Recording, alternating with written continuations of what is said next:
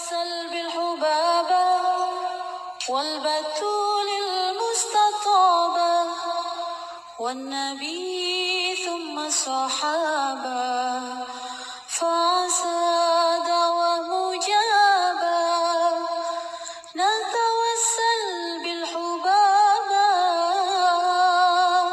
والبتول المستطابة والنبي ثم الصحابة فعسى دوام مجابا.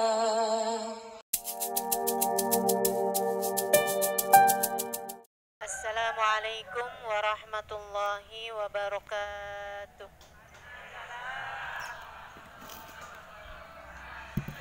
Alhamdulillah.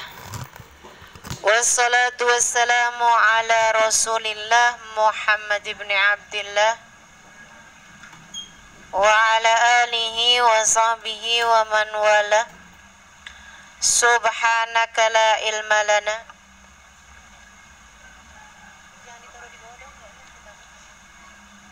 illa ma 'allamtana innaka antal alimul hakim.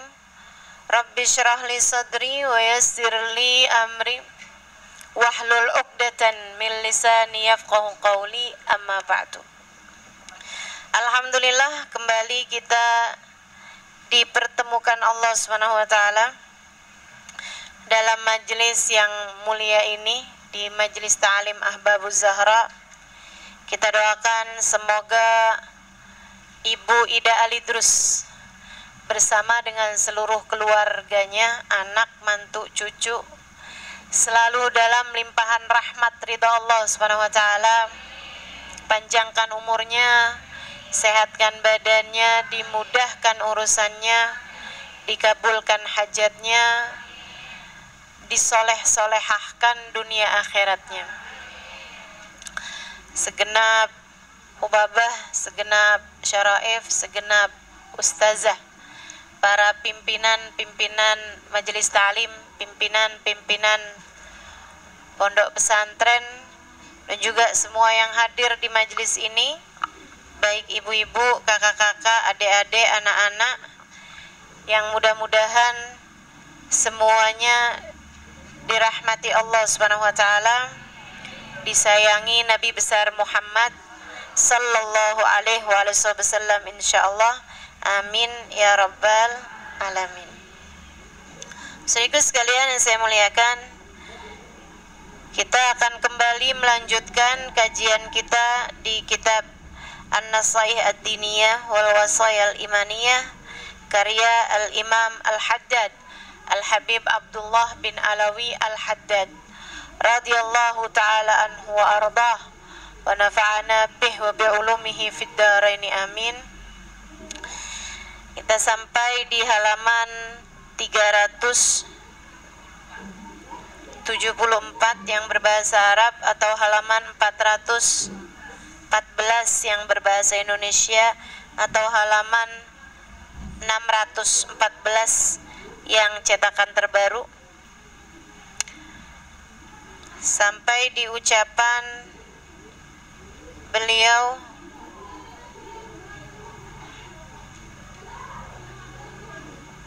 innama amwalukum wa auladukum fitnah. Itu udah ya, berarti waqala alaihi salatu wassalam itu.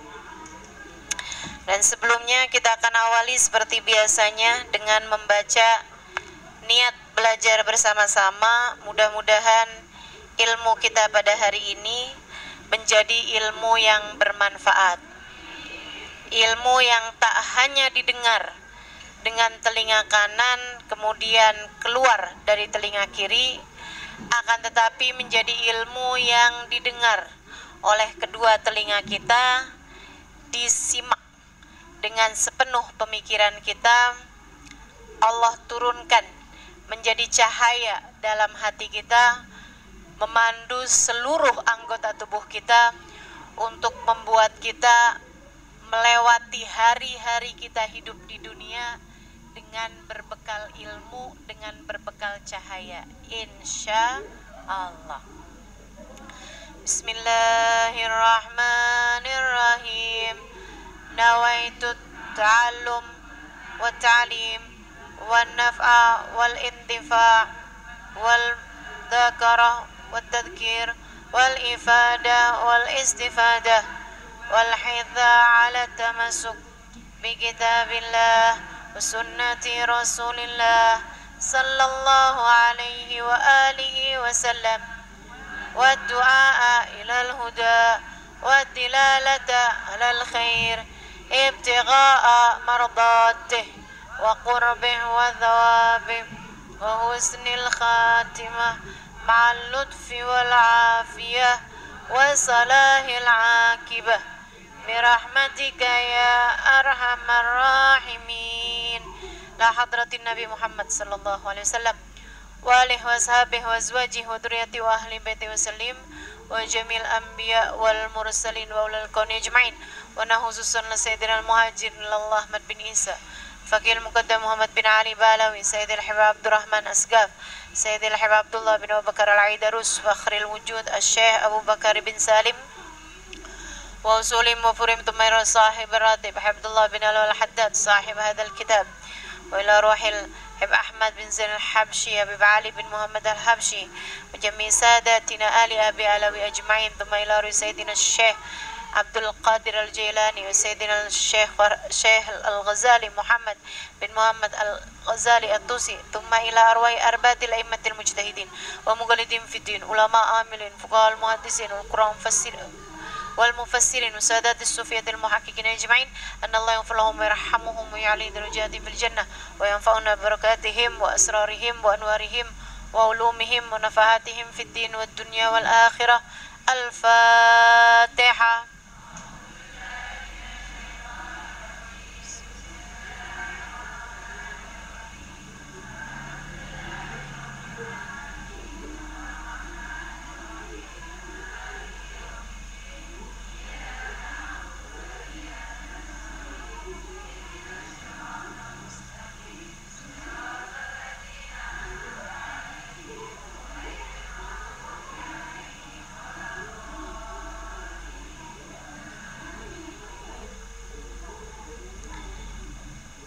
Bismillahirrahmanirrahim. Wa qala alaihi salatu wassalam, dan bersabda baginda kita Nabi besar Muhammad, Madi bani ja'ian ursila fi zuraibati ghanamin bi'afsad laha min hubbil mali wasyaraf fi dinir rajulil muslim.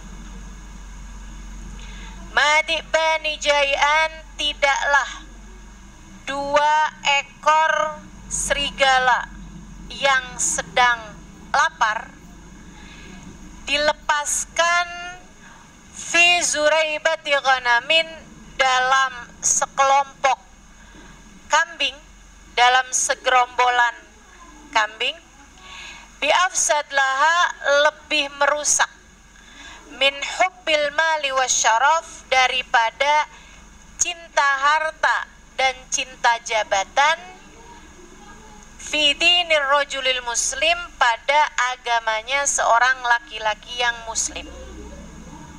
Wa makna dzalik, itu hadisnya tadi sampai situ.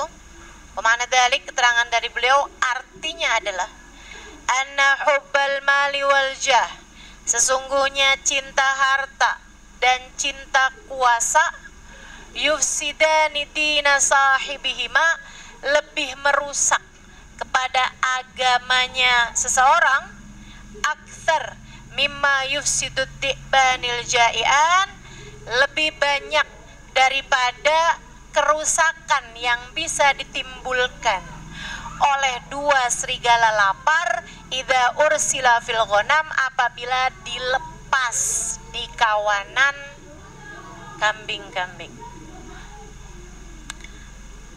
Jelas ini ya. Faman ishtadda hirsuhu alal jahi wal mal, maka siapa orang yang besar cintanya kepada jabatan, kepada pangkat, wal mal, ataupun kepada harta, wa talabil manzilah, dan juga mencari cinta manusia. Siapa yang besar terhadap harta, terhadap kuasa, ataupun terhadap cinta. Wa ta'zim fi qulubin nas, dan pengagungan di hati manusia. Faqad ta'arrada bidzalik li afatin katsirah, maka dia telah mengajukan dirinya kepada banyak sekali penyakit-penyakit hati. Contohnya, kal kibri, seperti kesombongan, warriyai, dan riya, watazayyun, berhias-hias, menghias-hiasi diri, maksudnya pakai topeng lah ya gitu ya. Jadi kayak kelihatan jaga image. Jaim. Watasannu, bikin-bikin. Kayak buat-buat, bikin-bikin di depan orang lain, di belakang orang lain, tuh tasannu tuh. Kayak sok gitu. Tahu gak sih? Makanya saya kalau udah ngelihat orang kayak terlalu sok gitu, saya malah justru jadi curiga. Tazayyun wa tasannu wa tarkit tawadhu, dia akhirnya jadi meninggalkan tawadhu, jadi kehilangan sifat tawadhu. Tawadhu'nya lil haqqi, kepada Allah, wa ahlih, dan tawadhu kepada ahlillah, tawadhu kepada orang-orang yang dekat dengan Allah, tawadhu kepada para wali-walinya Allah, tawadhu kepada para ulama-ulamanya Allah. Kalau kegedean itunya tadi tuh, kegedean cinta harta, kegedean cinta kuasa, kegedean cinta manusia, kegedean cinta terhadap pengagungan, dilulukan sama manusia, popularitas. Popularitas, ya, ketinggian pengagungan terhadap hal-hal yang seperti itu, akhirnya jadi nggak bisa hormat sama Allah, nggak bisa hormat sama para wali-walinya Allah, nggak bisa hormat sama para ulama-ulamanya Allah. Wa karahiyatul khumul, dia jadinya benci ketidakterkenalan, benci khumul. Khumul tuh lawannya popularitas. Lawannya popularitas. Maksudnya kalau popularitas itu dikenal orang banyak, kalau khumul itu tersembunyi gitu, terasing gitu ya, kayak dianggap asing sama orang, itu dia benci hal itu. Dia benci untuk nggak dikenal sama orang, dia nggak tahu siapa saya. Wah, tuh. Ila ghairi dzalik, kepada hal-hal yang lainnya, minal baliyat, dari bala-bala besar. Wafil hadis, sebutkan dalam sebuah hadis, innallaha yuhibbu min ibadil atqiya'il akhfiya al-abriya, sungguhnya Allah subhanahu wa ta'ala cinta dari hamba-hambanya al-atqiya, yang takwa, al-akhfiya, yang menyembunyikan dirinya, al-abriya, yang baik-baik, ya. Wafi, dan dalam sebuah hadis lain lagi, rubba ath akhbar di tamrain la yu'bahu lah lau aqsama 'ala Allah la barah. Terkadang ada orang dekil, lusuh di tamrain, punya bekas luka tuh, apa namanya, punya belang, bekas luka ya, bekas luka namanya belang bukan? Iya, kalau yang bisa dimakan namanya kerang. La yu'bahulah, yang tidak dipedulikan orang. Lau aqsama 'ala Allahi la barra, tapi kalau dia minta kepada Allah, la barra, Allah pasti akan mengabulkan permintaannya. Faman ishtadda hirsuhu 'alal mal, siapa yang gede cintanya terhadap harta, besar ambisinya, pokoknya pengen kaya gitu, pengen punya duit banyak, pengen punya ini, pengen punya itu, faqad ta'arrada bidzalik li akhtarin 'azimah, dia sedang mengajukan dirinya kepada bahaya-bahaya besar, wa baliyatin jasimah, dia sedang mengajukan dirinya, sedang maju menuju kepada baliyatin 'azimah, bala-bala yang sangat besar. illam yahfadillah wa yatadarakahu birahmatih, kecuali jika dia dijaga oleh Allah dan segera diperbaiki jalannya, segera disusuli, segera ditarik sama Allah Subhanahu wa taala dengan rahmatnya. Wallahu a'lam bishawab. Jadi katanya beliau, cinta harta, cinta kuasa, cinta untuk ada di hati manusia, kayak penting banget pandangan orang terhadap dirinya gitu. Ini saya sih kalau ngelihatnya kayak penyakit kita banget gak sih? Penyakit kita banget. Kita tuh dari kata-kata aja itu udah gak pas. Teman-teman saya sekalian, kita sebut orang miskin sebagai orang susah. Betul nggak? Meskipun kita nggak sebut orang kaya sebagai orang muda. Ya nggak pernah kan? Sekarang dia udah jadi orang muda. Nggak pernah. Betul nggak? Kita paling sebutnya sekarang dia udah jadi orang kaya. Oh gini, kita suka bilang dia sekarang udah senang hidupnya. Kita selalu saja mengistilahkan bahasa senang hidupnya itu gambaran tentang orang kaya. Kita nggak pernah tuh bilang misalnya gitu ya, dia sekarang udah senang hidupnya. Oh, udah nikah? Enggak, maksud saya udah jadi orang kaya, kan begitu tuh. Nikah aja tuh kalah loh dalam urusan membahagiakan atau menyenangkan hidup orang lebih daripada urusan harta. Kecuali kalau dia kawinnya itu udah dapet orang kaya gitu. Kalau dapet orang kaya nih, kita bilang sekarang dia udah jadi orang senang. Nah begitu, dia udah kawin dapet orang kaya. Atau kalau dia laki-laki, sekarang dia udah jadi orang senang, gitu kan? Kenapa gitu? Kawin dapet janda kaya, gitu kan? Kayaknya tuh kita udah salah-salah, bahkan dari istilah kata aja udah salah. Siapa bilang kalau miskin susah? Siapa bilang kalau orang kaya senang? Saudaraku sekalian yang saya muliakan, ini nih udah salah persepsi nih, dari awal kata tuh udah salah persepsi gitu. Saya banyak ketemu orang miskin-miskin yang bahagia. Banyak. Pergilah kamu ke daerah-daerah pedalaman-pedalaman. Saya karena banyak jalan, banyak pergi ke hutan-hutan. Belakangan nih saya banyak jalannya ke hutan-hutan nih. Saya banyak bertemu dengan orang-orang miskin yang bahagia. Sebagaimana juga banyak juga orang miskin yang susah juga banyak. Terutama orang miskin yang pengen kaya. Susah tuh. Karena seburuk-buruk keadaan adalah ketika kamu tidak terima dengan keadaanmu sekarang, berharap keadaan yang lainnya. Itu udah seburuk-buruk keadaan. Ya kan? Sebagaimana sebaik-baik keadaan adalah ketika kamu menerima dan bersyukur dengan keadaan di mana kamu sekarang berada. Itu udah seenak-enak keadaan. Kamu akan merasa bahagia, senang ketika kamu ada di majelis ini dan kamu memang pengen ada di majelis ini. Betul?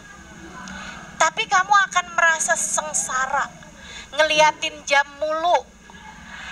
Kalau kamu ada di majelis ini, tapi kamu sebenarnya nggak kepengen buat duduk di majelis ini. Hanya karena suami kamu suruh misalnya.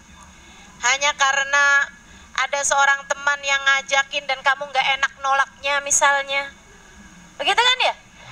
Pokoknya orang tuh yang paling gak enak itu berada di satu keadaan yang dia gak kepengen ada di keadaan tersebut. Jadi bukan urusan berapa banyak harta yang dipunya, bukan. Bukan urusan berapa tinggi jabatan yang dipunya seseorang, bukan. Bukan seberapa banyak followersmu di media sosial, teman-teman.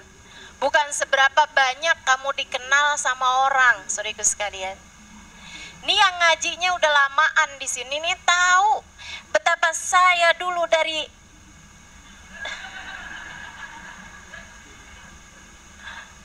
ya Kak Ida. Dari apa nih? Dari muda sampai tua. Dari nggak dikenal sampai katanya banyak orang kenal. Dari nggak dikenal sampai viral. Dari yang hadir di majelis ini hanya berapa orang sih, bisa dihitung dengan jari. Jari tangan sama jari kaki saya nih nggak full. Dari yang di atas ini nih cuman beberapa soft. Sampai sebanyak ini dan dengan juga apa namanya yang mengikuti secara live streaming juga ribuan orang. Teman-teman sih sekalian, dari yang begitu, dari yang asalnya begitu menjadi yang asalnya begini gitu. Saya merasakan untuk diri saya tidak banyak perbedaannya. Betul nggak? Nih yang ngikutin saya dari awal, kamu ngelihat perbedaan saya apa? Nggak ada kan? Apakah kamu ngelihat sekarang saya pakai bajunya yang pakai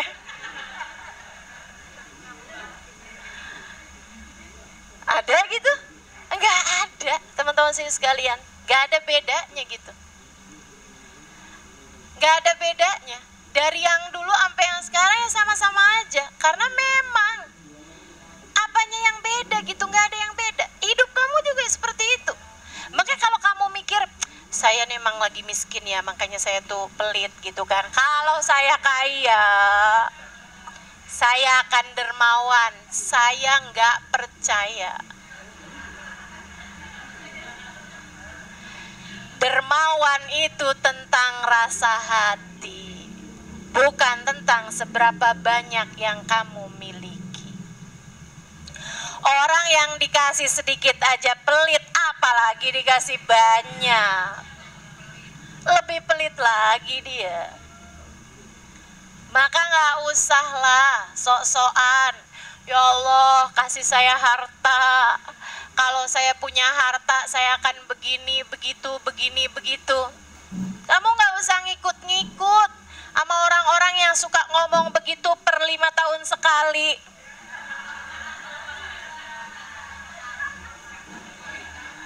Janji-janji palsu.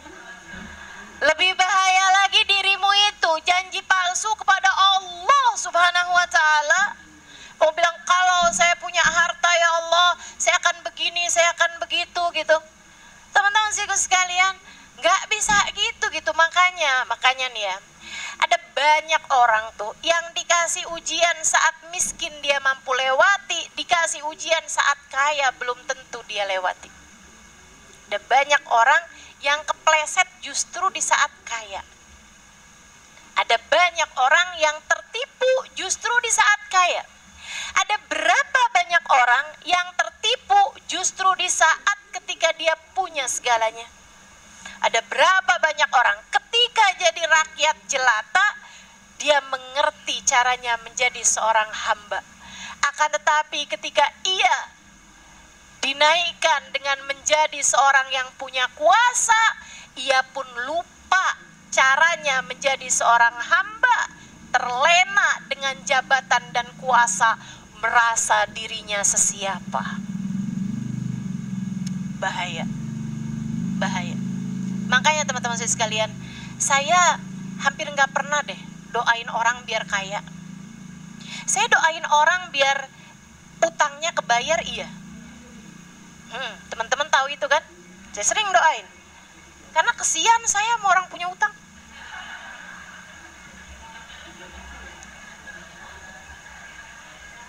Tidur nggak nyenyak. Sekalinya tidur mimpi didatengin.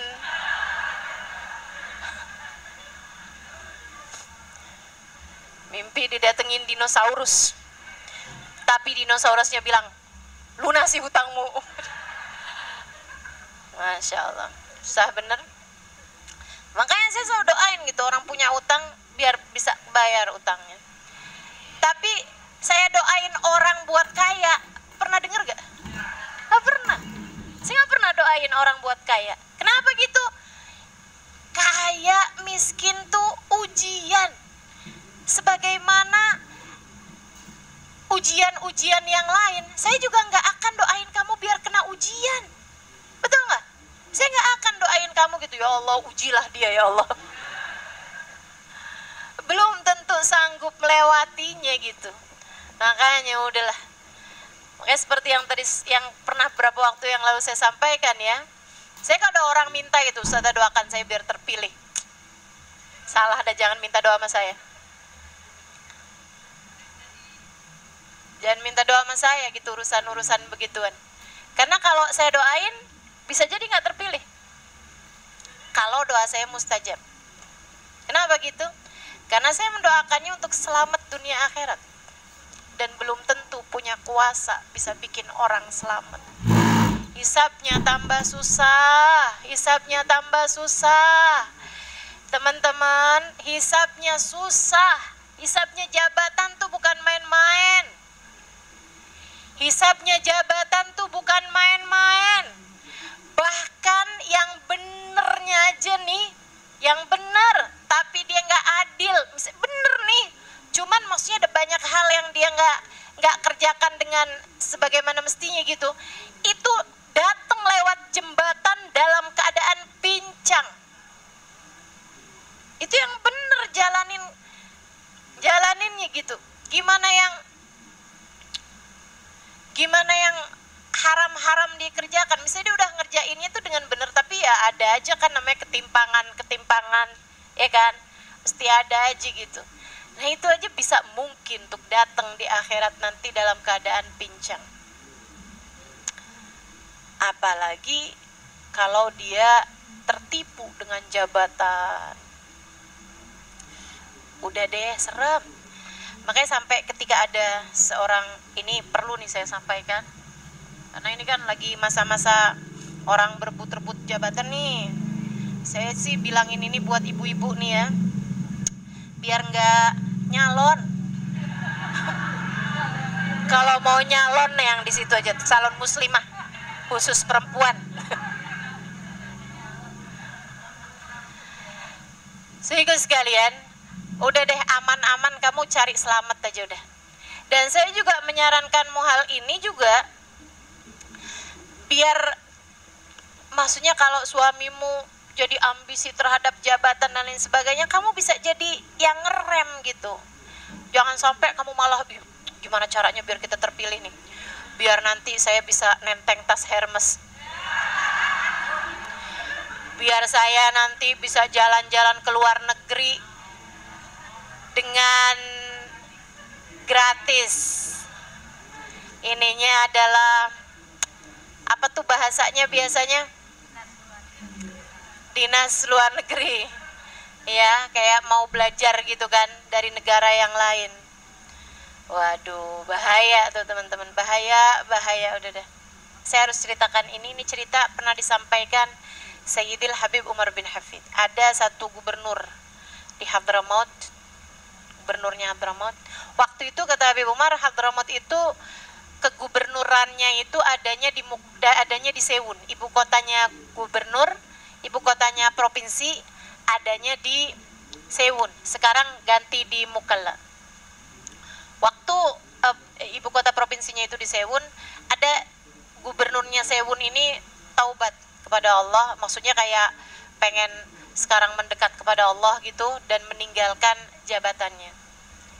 Beliau datang kepada salah satu habaib yang paling terkemuka zaman itu, saya nggak ingat namanya, mohon maaf. Dia datang kepada Habib tersebut, dia bilang, Bib, saya ini mau tinggalkan semuanya nih, saya mau ikut apa kata Habib. Saya pengen jadi hamba Allah yang benar, Bib, saya mau tinggalkan semua ini, Bib, saya mau konsentrasi urusan akhirat saya sendiri, Bib. Gitu ya. Saudaraku sekalian saya muliakan, Habib tersebut kemudian ngasih arahan sama dia beberapa hal.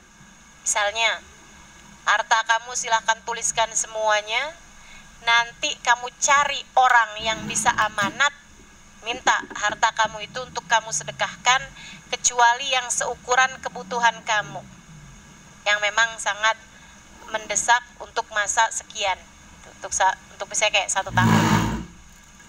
Terus pergilah kamu ke Mekah, nanti saya akan utuskan, datanglah kamu kepada salah satu habaib yang ada di Mekah gitu, kamu hajilah, umrohlah, kemudian tinggallah di sana gitu bersama dengan Habib itu. Maksudnya rumahnya jangan jauh-jauhan sama beliau, kamu belajar terus ini apa segala macam, ngaji lah gitu sama Habib tersebut.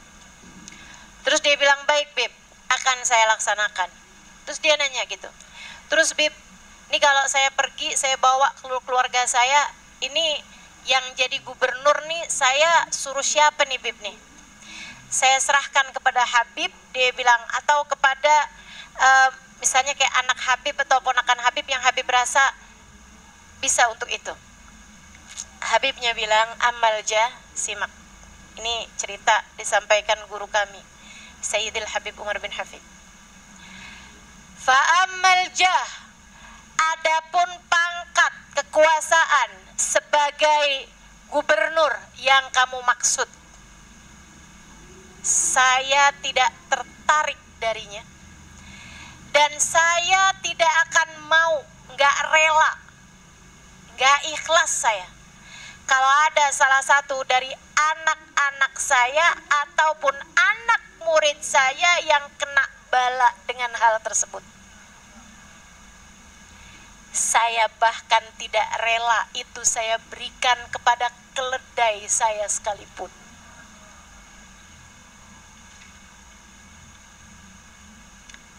Dia bilang, jadi kamu lihatlah orang-orang di sekelilingmu itu yang mau. Kamu lihat di antara mereka siapa yang paling amanat, serahkan itu kepadanya. Beristikharahlah sebelumnya, minta petunjuk Allah, kemudian serahkan hal tersebut padanya. Jadi teman-teman saya sekalian, kamu jangan berpikir, wah kalau orang baik-baiknya nggak ada yang pada mau jadi pejabat, nanti orang jahat-jahat semua ustazah. Mungkin ada yang jadi mikir kayak begitu, ya kan? Teman-teman saya sekalian, tenang aja, ada banyak kok yang mau repot. Saya cuman berharap kamu, saya, dan orang-orang yang kita cintai nggak usah repot-repot, gitu. Nggak usah repot-repot ngambil bagian yang sangat rentan tersebut, sangat berpotensi untuk membuatmu celaka tersebut. Sambilan kita doakan yang terpilih di antara para pejabat-pejabat kita adalah orang-orang yang bisa mengemban amanat dengan cara yang baik, kan gitu. Nggak usah khawatir, nggak ada yang mau. Dari zaman dulu sampai zaman sekarang yang mau sama kekuasaan banyak. Justru kalau kita menjadi orang-orang yang tidak tertarik dengan kekuasaan, ini malah justru jarang, asing, aneh yang kayak kita. Betul? Sehingga sekalian saya muliakan, kira-kira kalau saya nyalon kepilih nggak?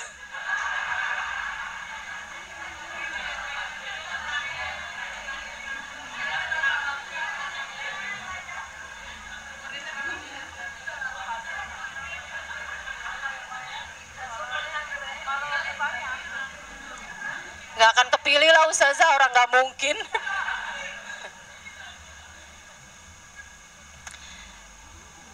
Kami bahkan tidak rela hal itu kami berikan kepada keledai kami.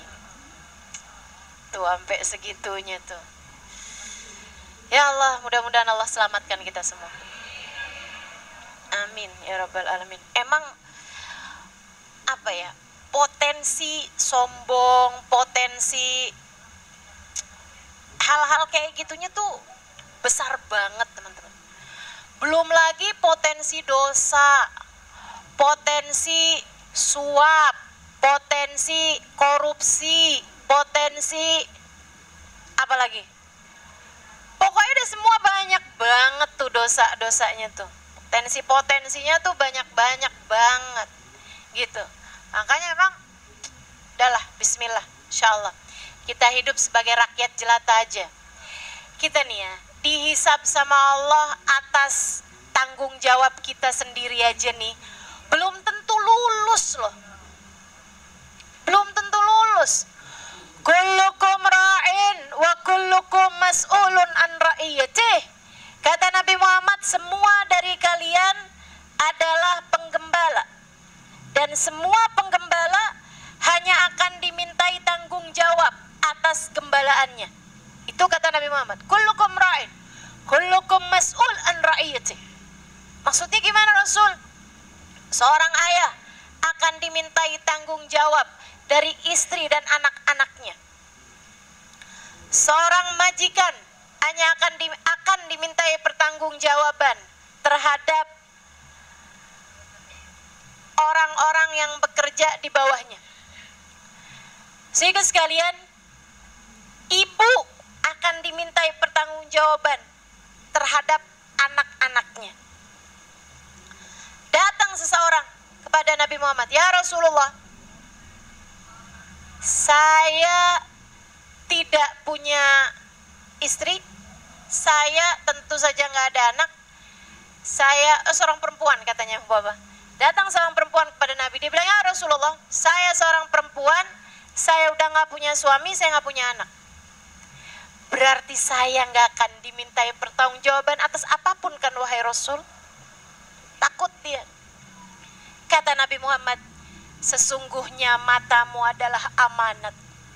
Allah akan mintai pertanggungjawaban atas apa yang diperbuatnya. Sesungguhnya tangan kakimu adalah amanat. Allah akan mintai pertanggungjawaban atas apa yang diperbuat oleh keduanya. Sesungguhnya lisanmu adalah amanat. Allah akan bertanya tentang apa yang kamu gunakan dengannya. Sesungguhnya waktu yang Allah berikan kepadamu adalah amanat. Allah akan pertanyakan kepadamu bagaimana kamu menggunakannya. Ini andai nggak punya banyak harta, kita akan dimintai pertanggungjawaban atas waktu kita, atas anggota tubuh kita. Ini aja kita belum tentu selamat, teman-teman saudaraku sekalian. Ini aja kita belum tentu selamat. Masya Allah. Inna sam'a wal basara wal fuada kullu unaika kana anhu mas'ula.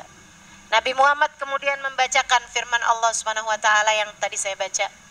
Sesungguhnya sama pendengaran, wal basar penglihatan, wal fuad rasa hati, kullu ulaika kana anhu mas'ula, semuanya akan dimintai pertanggungjawabannya oleh Allah Subhanahu wa taala. Mudah-mudahan selamat semuanya.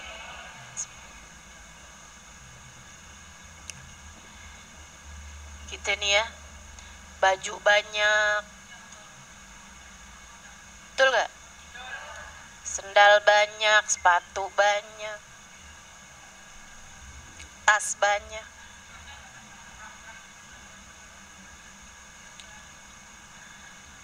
Harganya itu juga akan dihisab sama Allah, gitu kan? Biar kata murah juga semuanya akan dihisab sama Allah. Kamu ngambil lebih daripada apa yang kamu perlukan gitu. Ya Allah, mudah-mudahan Allah baguskan di niat, Allah baguskan di cara kita mendapatkan harta kita insya Allah. Dan Allah karuniakan kepada hati kita qanaah terhadap apa yang kita punya, dan kedermawanan untuk berbagi terhadap apa yang kita punya. Amin ya Rabbal alamin. Sehingga kita diberi kemudahan untuk menjalani hisabnya kelak insya Allah. Jadi kata Nabi Muhammad kayak gitu tuh, Di'ban ja'ian ursila fi zuraibati ghanamin. Dua ekor serigala lapar banget. Itu kan dia nggak lapar aja, maksudnya lapar biasa aja gitu, atau nggak lapar. Dia tuh kalau ngelihat kambing diterkam teman-teman. Serigala itu, karena serigala itu adalah binatang buas. Binatang buas itu dia akan menerkam atau apa sih namanya? Iya, memangsa. Ya. Saya gaya nggak tuh? Ingat bahasa Arabnya nggak, ingat bahasa Indonesianya? Saya ingat bahasa Arabnya gitu ya, bahasa Indonesianya memangsa. Sehingga sekalian dia akan memangsa binatang-binatang yang lebih lemah daripada dia, kayak kambing, kucing, ayam gitu kan, serigala nih, kelinci gitu, kancil. Nah itu dia akan memangsa binatang-binatang tersebut, bahkan tidak dalam keadaan lapar. Nah ini nih lapar banget ceritanya, dia bisa berada di kawanan serigala, di kawanan kambing. Waduh, udah tuh, siap-siap aja tuh. Entar yang ini pincang kambingnya, yang satu lagi mati, yang satu lagi, pokoknya udah ngerusak tuh. 2 ekor serigala itu tadi merusak kawanan gerombolan kambing-kambing sebab dia sedang sangat lapar. Kata Nabi Muhammad, tuh ibaratnya 2 ekor serigala itu, yang satu harta, yang satu kuasa. Si kambing-kambing itu ibaratnya agama seseorang. Ibadah kamu, hubungan kamu sama Allah, hubungan kamu sama Rasulullah, hubungan kamu sama orang tua, hubungan kamu sama saudara, kebaikan hati kamu, keadaan hati kamu, ilmu kamu gitu. Ibadah kita nih yang kita persiapkan buat menghadap Allah Subhanahu wa taala.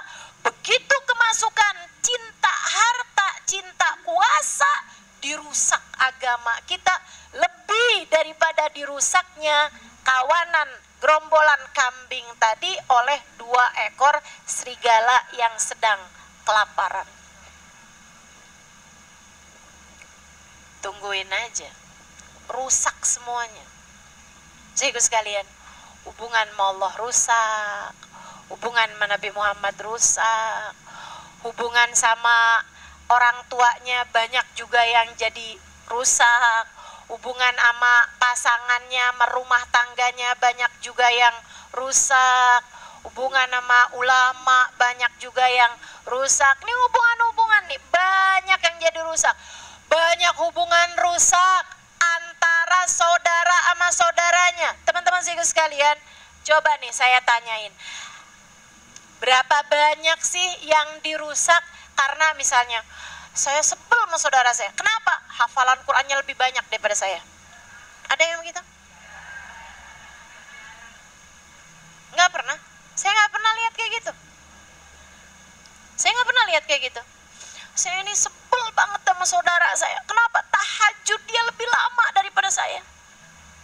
Saya kesel banget. Pokoknya mulai sekarang saya nggak akan tegur dia lagi. Kenapa gitu? Soalnya dia baca Quran lebih banyak daripada saya. Ada yang begitu? Itu orang kalau ada yang kayak begitu namanya PA. Ya aneh-aneh, punya saudara ahli ibadah, punya saudara orang yang berilmu misalnya gitu kan. Saya sebel sama saudara saya karena saudara saya lebih ngerti, lebih pinter daripada saya. Ya kalau kamu punya saudara lebih pinter, enak kan nanyanya dekat. Kan begitu. Sehingga sekalian saya nggak pernah lihat tuh yang begituan. Akan tetapi berapa banyak kita dengar, berapa banyak kita dengar, jangan sampai kamu salah satunya, jangan sampai kamu salah satunya. Yang kepisah dari saudara, saling benci sama saudara gara-gara rebutan harta. Gara-gara rebutan warisan, sampai bisa jeblosin saudaranya ke penjara. Kamu muslim, kamu muslimah, teman-teman saudaraku sekalian. Jangan mau jadi orang kayak begitu. Jangan mau hidupmu dirusak sama harta. Jangan mau hidupmu dirusak sama kekuasaan, sama jabatan. Tidak ada yang lebih berharga daripada agamamu. Tidak ada yang lebih berharga daripada hubunganmu dengan Allah Subhanahu wa ta'ala. Gak ada harga yang cukup untuk membayar kehilanganmu terhadap saudaramu, meski harta seisi dunia sekalipun. Karenanya berulang saya sampaikan padamu, kalau ada saudaramu merebutkan warisanmu, kasih. Kenapa gitu? Karena lebih baik kehilangan harta daripada kehilangan saudara.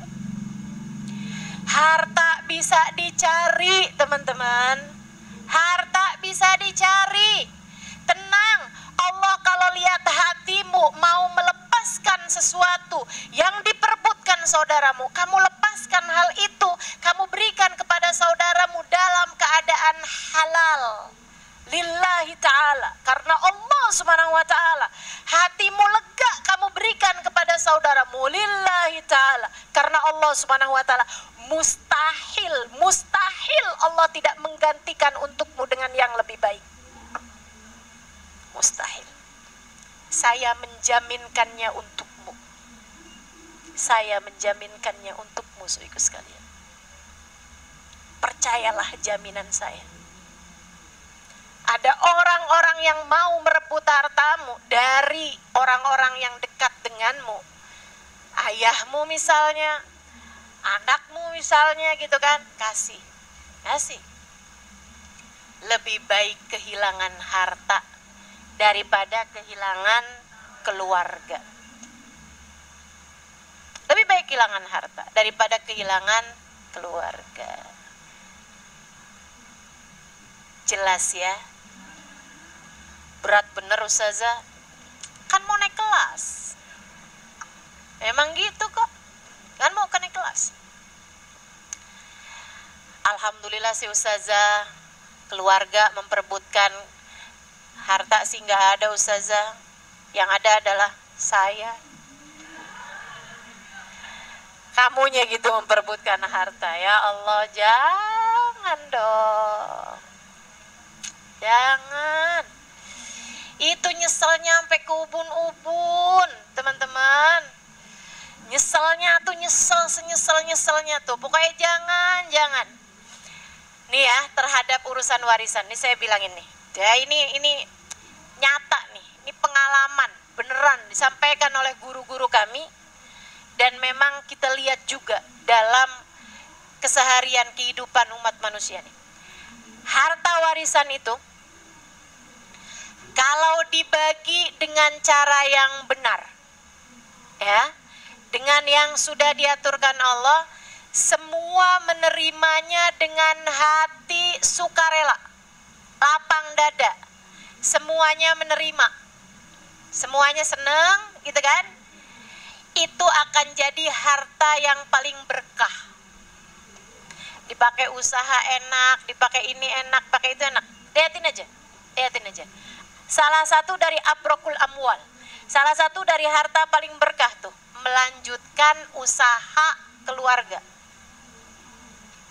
Lanjutin usahanya keluarga itu salah satu usaha paling berkah. Kalau dibaginya dengan baik, dengan takwa dan dengan cinta. Gitu. Ada kakak yang bilang sama adeknya, "Iya deh, ambil aja deh." Misalnya gitu. "Saya udah ini kok, udah cukup, udah gak apa-apa, buat kamu aja." Adanya bilang, "Gak usah kak, gak apa-apa kok kak, saya juga masih cukup kak. Alhamdulillah, kakak kan mungkin juga perlu buat urusan-urusan yang lain, gak apa-apa kak, ambil aja." "Kamu beneran? Ada beneran?" "Iya gak apa-apa kak, kakak ambil aja. Ini kan juga harta dari orang tua kita kak," gitu, biar semuanya juga pada ikutan dapat berkah harta orang tua. Gitu kan? Itu yang kayak begituan tuh. Itu bakalan jadi usaha yang berkah, teman-teman. Oh kok amin? Emang kamu punya?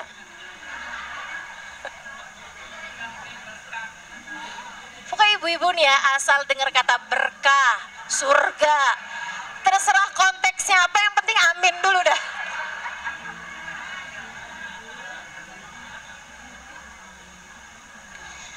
Saudara sekalian, sebaliknya gitu, harta warisan kalau misalnya gitu kan, berebut rebutan, sampai saling benci, sampai saling caci di antara keluarga, sampai yang asalnya pada orang-orang soleh, solehah saling tuntut gitu, sampai tahajud pun isinya minta harta warisan. Oh, bahaya, bahaya, bahaya, bahaya tuh. Kalau udah kayak begitu tuh, tahajud minta menang di pengadilan urusan warisan. Kalau menang pengadilan maksudnya apa? Saudara kamu penjarakan dan kamu minta gitu sama Allah Subhanahu wa taala. Saudaramu nggak dapat apa-apa dari harta warisan, kamu minta itu kepada Allah. Kezaliman macam apa yang sudah kamu lakukan itu, teman-teman? Ini kalau ada orang modelannya kayak begitu tuh, harta warisan yang tidak dibagi sesuai dengan haknya, atau harta yang tidak dibagi dengan takwa dan dengan cinta, saling berebut, saling gak enak hati, saling marah, saling kesel, saling hujat, saling caci, saling maki. Nah, kalau yang kayak begitu tuh modelannya tuh, itu panas teman-teman saudara sekalian hartanya. Dan kalau harta udah panas kayak begitu, bukan hanya ia akan hancur, akan tetapi ia akan menghancurkan harta-harta yang lainnya. Lihatin aja, lihatin aja. Lihatin aja. Ngeri. Dah, kita mesti pinter-pinter nih sama urusan harta nih. Terus bilang, pokoknya kalau udah yang pengen begini, pengen begitu, pengen punya ini, pengen punya itu. Nah, kalau hati masih kayak begitu tuh, bilangin, wahai diri, kita bakal mati. Wahai diri, semua harta ini akan ditinggalkan. Wahai diri, semua yang gak dibawa mati, jangan bela mati-matian. Insya Allah. Terus bisa ngajarin hati kita, insya Allah. Terus bisa ngajarin. Amin. Ya Rabbal Alamin. Sehingga sekalian saya muliakan, kalau hamba-hamba tercinta di sisi Allah ceritanya kayak gimana? Wong, gitu. Mereka rebutan harta. Wah, aneh banget, aneh banget. Gak mungkin banget. Ustazah ada tuh ustazah. Ulama ustazah rebutan harta. Maaf teman-teman saudara sekalian. Yang saya sampaikan sebagai orang-orang soleh nih, belum tentu yang hafal banyak hadis. Kebaikan ini urusan kebaikan hati. Kebaikan ini adalah urusan bagusnya hubungan antara hamba dengan Allah Subhanahu wa taala. Orang yang pandai, orang yang baik dalam pemikiran kami, dalam pemikiran saya yang sudah saya ambil dari para guru-guru saya, adalah orang yang baik menjadi hambanya Allah. Yang kata Allah dalam Al-Quran, wal mu'minuna asyaddu hubban lillah. Wal mu'minuna asyaddu hubban lillah. Saya kalau baca ayat ini saya sedih bener sama diri saya sendiri. Saya kayak yang, kok saya belum masuk ya dalam ayat ini gitu. Allah bilang wal mu'minun, orang yang beriman, kamu termasukkah di situ? Cirinya adalah asyaddu hubban lillah, gede cintanya kepada Allah. Dia akan serahkan apapun buat Allah. Dia akan jadikan seluruh waktunya, seluruh hartanya, seluruh tenaganya, seluruh pemikirannya buat Allah, buat agama Allah. Kita masih cinta sama dunia, masih cinta sama harta, masih cinta sama manusia yang seringkali lebih besar daripada cinta kita kepada Allah. Kita disuruh sedekah masih hitung-hitungan. Kita disuruh tahajud masih ngantuk. Kita disuruh baca Al-Quran masih males-malesan. kita disuruh baca zikir masih musim-musiman. Muslimkah kita? Mukminahkah kita? Mukminah tuh kata Allah, orang mukmin tuh wal mu'minuna asyaddu hubban lillah. Orang beriman gede cintanya, bukan kepada harta, bukan kepada jabatan, bukan kepada cinta manusia, nggak ada. Gede cintanya kepada siapa? Kepada Allah. Mudah-mudahan Allah ajarin kita terus jadi hambanya yang solehah insya Allah. Teman-teman sekalian, ada salah satu kisah yang berulang kali dikisahkan Sayyidil Habib Umar bin Hafid ketika saya belajar di kota Tarim dulu itu,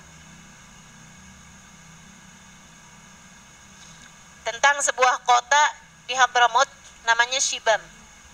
Alhamdulillah kami juga berulang kali datang ke sana. Salah satu kota yang indah dengan bangunan-bangunan yang antik. Jadi sekalian, Shibam itu kotanya tuh rumahnya gede-gede.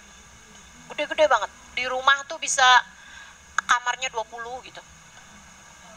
Tingkat gede-gede. Bukan berarti orangnya kaya-kaya. Tapi gini mereka tuh bangun rumah. Memang tanahnya kan mesti lebar nih misalnya. Mereka bangun rumah nih, satu petak gitu, suami istri. Sampai nanti kalau udah anak-anaknya besar, kalau anak laki-laki nikah, itu dia akan bikinkan bangunan nyambung sama bangunan rumah induk ini, rumah orang tua ini, gitu kan. Nah anaknya banyak-banyak zaman itu, punya anak 15, laki-lakinya 7. Yang perempuan kalau dinikahkan, kalau belum nikah tinggal barengan sama orang tuanya. Kalau udah dinikahkan, tinggal barengan sama suaminya yang tinggal sama orang tuanya. Gitu tuh orang Shibam.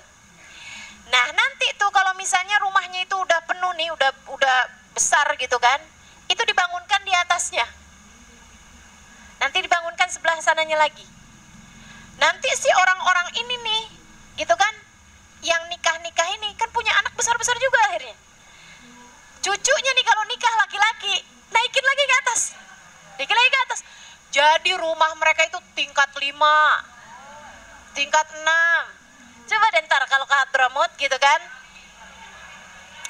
jalan-jalan ke Shibam. Iya. Nggak, itu urusannya bukan cuma harta kok. Saya berangkat ke Hadramaut juga bukan kaya teman-teman. Itu urusannya tentang siapa yang diberangkatkan Allah SWT itu aja. Sama kayak haji, kayak umroh, kayak kemana-mana gitu kan. Saudara sekalian yang saya muliakan, jadi ini Shibam nih sekitar 1 jam dari kota Tarim. Di rumahnya itu ada satu rumah, isi orang rumahnya 300 orang. Jadi kalau bikin pengajian nggak usah ngundang orang. Tapi juga enak ya, nggak usah dikumpulin semuanya, pasangin aja mikrofon di semua ruangan gitu kan. Assalamualaikum warahmatullahi wabarakatuh. Mari kita ngaji ya anak-anak. Udah full 300 orang satu rumah. Ini antik banget nih Shibam. Shibam doang tuh yang kayak gitu tuh. Yang lain-lain nggak terlalu kayak gitu juga gitu. Sehingga sekalian, nah di Shibam nih beberapa tahun lalu, ini ceritanya nih ya. Kalau yang tadi tuh bukan cerita yang disampaikan Habib enggak. Saya lihat sendiri gitu kan. Saya heran gitu. Lu rumah orang gede-gede amat ya. Ternyata 3 generasi.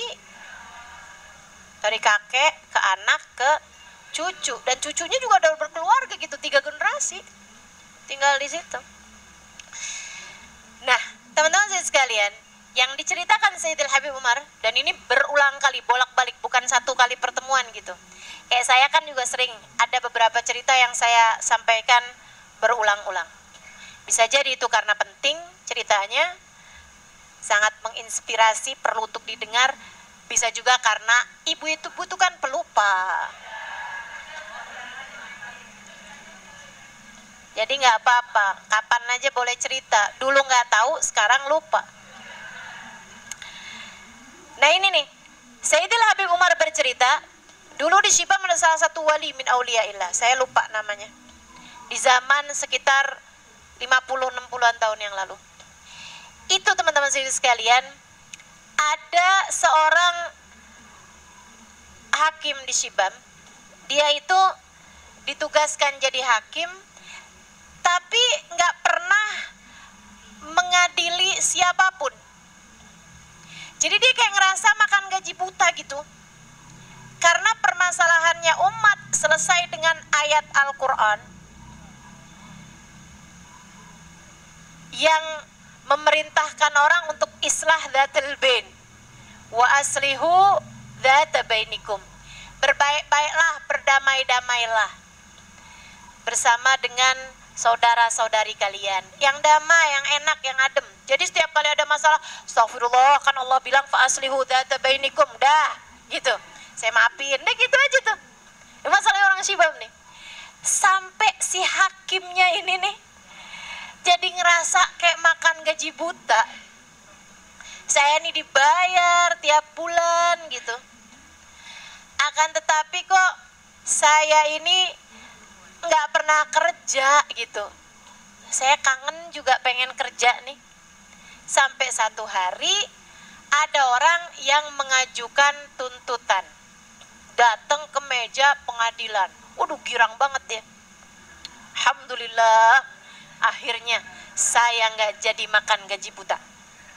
Itu udah berbulan-bulan nganggur tuh dia jadi hakim. Jadi dia pun bikinlah meja pengadilan gitu kan, dipakai tuh ruangannya tuh, ruangan pengadilan kota Shiba. Ada penuntut, ada tersangka gitu ya. Ya, ada penuntut, ada tersangka, terdakwa, belum tersangka dong, terdakwa. Ada penuntut, ada terdakwa. Ada saksi-saksi, ada juri, gitu ya. Nah, ada pembela, ya. Ada saksi, ada pembela, sama ada hakim. Hakim inilah yang memutuskan. Teman-teman sekalian, jadi sidang pun dimulai. Silahkan, siapa nih penuntutnya nih? Saya Pak Hakim.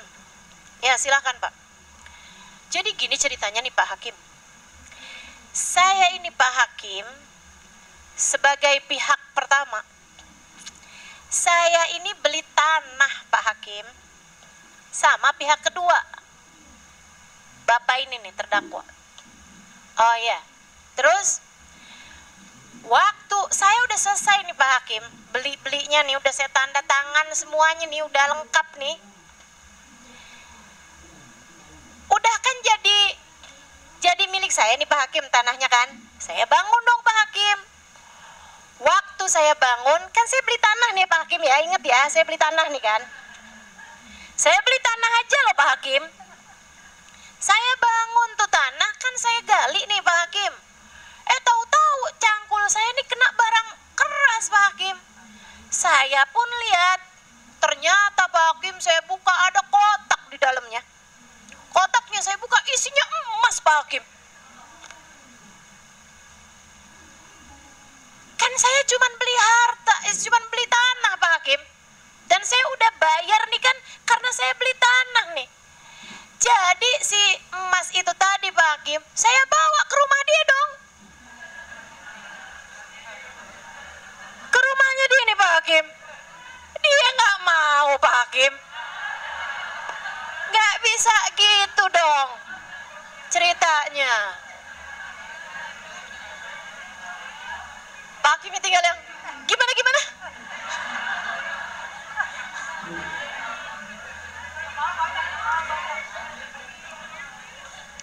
Lagi diceritain urusan gak cinta harta aja pada mau noh. Astagfirullah. Baru aja saya bilang gak pernah saya doain orang biar kaya.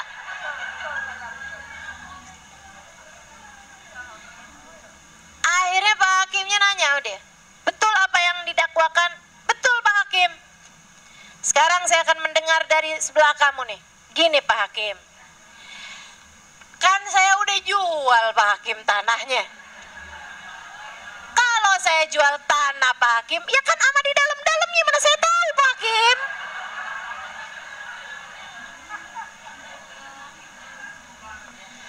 Kalau ada apa-apa itu kan metu harta ama tuh tanah, ya saya mana nggak tahu Pak Hakim. Kalau ternyata tanahnya kagak subur, kalau ternyata tanahnya apa, kan itu kan juga jadi masalahnya dia. Nah kalau ternyata di dalamnya ada harta, ya itu juga punya dia, udah dia beli. Jadi saya balikin lagi Pak Hakim, saya udah nggak punya hak apa-apa terhadap tanah itu, saya udah jual. Karena ditemukannya kan sama dia udah beli, tanah itu jadi punya dia dong Pak Hakim. Gimana ceritanya jadi punya saya? Gimana itu? Seru ya. Orang-orang soleh tuh yang kayak gitu tuh, masuk surga gampang tuh pantes. Masuk surga Firdausul A'la tuh pantes, yang kayak begituan modelnya. Wal mu'minuna asyaddu hubban lillah. Gede mereka cintanya kepada Allah, ama harta, ama jabatan, ama cinta manusia. Gak ada apa-apa bagi mereka. Saudaraku sekalian saya muliakan, mereka tiba-tiba ngide, Pak Hakim gini aja deh menurut saya Pak Hakim. Gimana nih? Kan bukan dia, buat dia juga dia nggak mau, buat saya juga saya nggak mau. Gimana kalau buat Pak Hakim aja?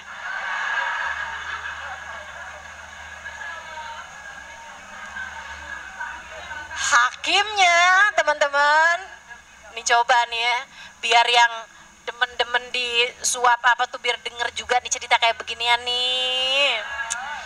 Ini kan cerita-cerita yang kayak beginian nih jadi obat, jadi vitamin buat akal kita, jadi vitamin buat hati kita, biar ngerti caranya jalanin kehidupan teman-teman sekalian, yang akan segera kita tinggalkan dengan kita masuk ke dalam alam kuburan kita nanti.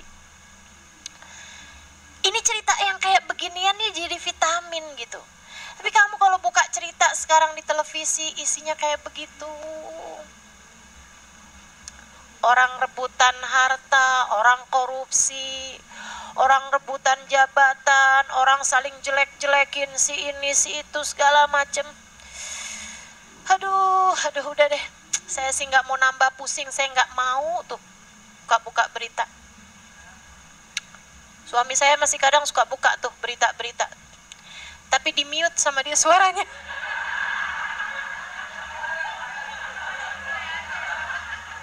Aneh-aneh aja emang, ya Allah. Terus dia suka nanya, itu ngomong apa ya? Nanyanya sama saya, aneh-aneh aja. Itu kira-kira ngomong apa ya dek? Saya bilang mana saya tahu. Barangkali kamu bisa baca bibir. Kocak. Saudara sekalian saya muliakan. Jadi kata mereka, gimana kalau buat Pak Hakim aja? Kata hakimnya, ya Allah, satu nggak mau bala, yang satu nggak mau bala, kalian mau timpakan balanya buat saya? Keren. Cara nilai hartanya keren. Pengen tuh saya jadi orang keren-keren macam mereka. Pengen saya nggak pengen jadi orang-orang keren yang orang-orang sebut keren itu. Apa? Oh, terbang pakai pesawat, duduknya di eksekutif, di bisnis. Keren menurut kamu? Enggak. Menurut saya enggak. Nyampenya sama aja.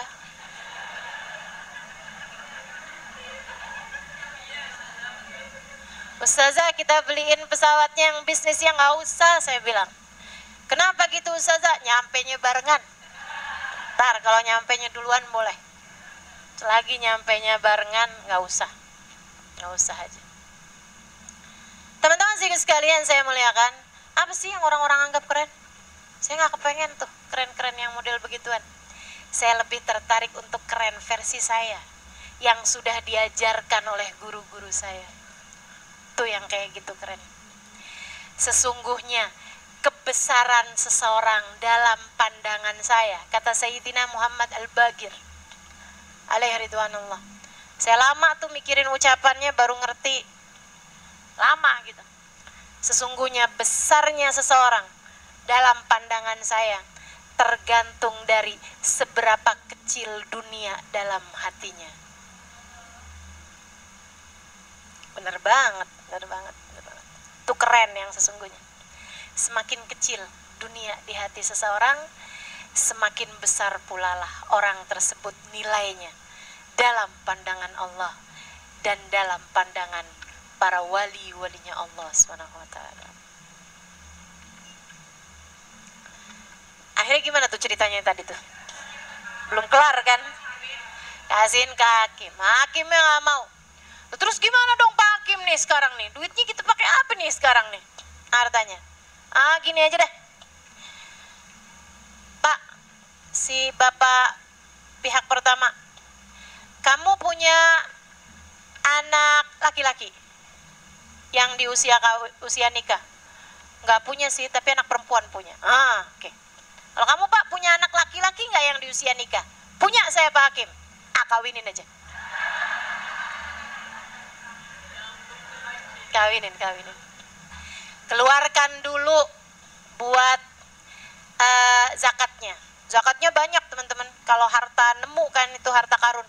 Zakatnya 20%. Keluarin dulu zakat. Nah nemu, ini kan nggak ada ikhtiar apa-apa juga kan, gitu. Jadinya zakatnya 20%. Buat orang Islam dong, 20%. Nah itu menurut saya sih 50% aja juga pantas. Oh emang ya punyanya dia gitu. Malahan di negara kita malah peraturannya kan punyanya pemerintah ya. Iya kan ya? Nah itu ikut dah apa katanya peraturan negara di mana kita berada. Tapi kalau secara hukum Islam tuh itu namanya ma'din.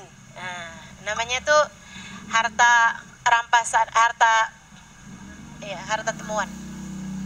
Itu ada hukumnya tersendiri. Jadi zakatnya 20%.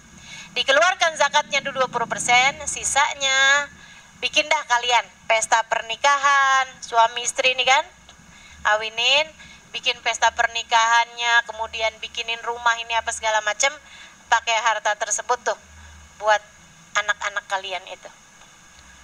Ya udah deh kalau gitu Pak Hakim. Ya deh. Kerjain tuh sama mereka. Itu juga nggak pakai pacaran dulu, ta'arupan segala macam. Udah cuma dikawinin aja tuh. Hamba-hamba tercinta di sisi Allah. Hamba-hamba tercinta di sisi Allah. Imam Syafi'i mau masuk masjid lagi haji, mau masuk Masjidil Haram. Imam Syafi'i namanya terkenal tapi orangnya sangat sederhana, low profile. Nah ya, saya kalau mau nyebut yang agak bahasa Inggrisnya nggak takut salah nih. Ya nggak apa-apa lah ya, jangan semua mau diborong ya kan. Udah bagus dikasih ngerti bahasa Arab dikit-dikit gitu kan. Bahasa Inggris nggak ngerti nggak apa-apa lah ya. Yang penting saya ngerti I love you.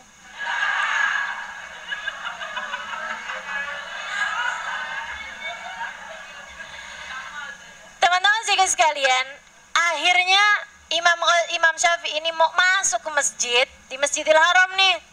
Beliau sedang mengerjakan ibadah haji gitu. Dalam hari-hari haji udah selesai itu hajinya. Beliau mau masuk ke Masjidil Haram gitu. Tahu ketemu sama salah satu pengusaha, salah satu orang kaya gitu di depannya masjid. Akhirnya ngasih duit. Halah, Imam Syafi'i ini terima kan? Namanya orang dikasih, adabnya dikasih diterima. Gitu. Makanya kalau kamu bilang, Ustazah, katanya ulama-ulama tuh sebaiknya jangan cinta dunia. Saya amplopin mau kok. Lah ya kalau kamu kasih, kamu emang seneng kalau kamu ngasih terus ditolak. Ya, nggak suka juga kan? Man u'tiya faradda sa'ala wa lam yu'ta. Itu katanya Nabi Muhammad alaihissalam. Perkara kamu ngasih lagi kepada orang lain itu urusan lain. Tapi kamu kok dikasih, kecuali kalau kamu tahu orangnya memang adalah orang yang sangat dolim, orangnya dapat hartanya tersebut dengan harta yang nggak halal, udah pasti, gitu kan? Tolak, teman-teman, tolak. Kamu udah tahu nih, orangnya kerjaannya punya pabrik ekstasi, ya mungkin ngaku juga ya. Atau misalnya dia punya pabrik bir, misalnya gitu kan, pabrik minuman keras misalnya. Nah terus abis gitu dia ngasih sama kamu, dia nggak punya usaha lain selain usaha tersebut, begitu. Nah itu uangnya hukumnya haram. Kalau udah tahu kamu memang orangnya ini adalah orang yang duitnya haram, kamu tolak, teman-teman, kamu tolak aja udah langsung. Tapi kalau orangnya tersebut kamu nggak tahu, atau setahu kamu ya orangnya pekerjaannya halal, kalau diberi oleh seseorang terima. Kenapa gitu? Sebab saya nggak tahu ini apakah ucapan Nabi ataukah itu ucapan dari orang-orang soleh ya. Tapi ini beredar dan sering disampaikan oleh guru kami juga, Sayyidil Habib Umar bin Hafid, man u'tiya faradda sa'ala wa lam yu'ta. Siapa yang diberi kemudian dia menolak, akan datang waktunya dia minta dan dia tidak diberi. Jadi adabnya kita kalau dikasih terima. Apapun aja pemberiannya terima aja. Gitu kan? Urusan kamu nantinya mau kasih sama orang lain, ya udah kasih sama orang lain. Gitu. Sehingga sekalian saya muliakan, nah Imam Syafi'i paham nih urusannya. Jadi ketika dikasih sama orang, ya dia mau terima, dia harus terima gitu. Dia terima nih. Dia terima sebelum masuk masjid nih, dia bentangkan surbannya. Uang-uang itu terdiri dari uang-uang dinar dan dirham, uang emas sama uang perak. Teman-teman, sama beliau digeletakin di situ. Taruhin tuh di apa sih namanya? Diginiin loh, apa sih? Disebarin di atas surbannya tadi itu. Taruhin di atas surbannya, disebarin gitu. Terus dia bilang, yang perlu silakan ambil, yang perlu silakan ambil. Itu nggak kena orang Indonesia. Dia ambil sama surban-surbannya. Ya nih kira-kira ya. Kayaknya begitu modelnya. Untung aja tuh nggak model yang kayak begitu tuh, nggak model yang masih rakus-rakus nih, pada udah diajarin juga.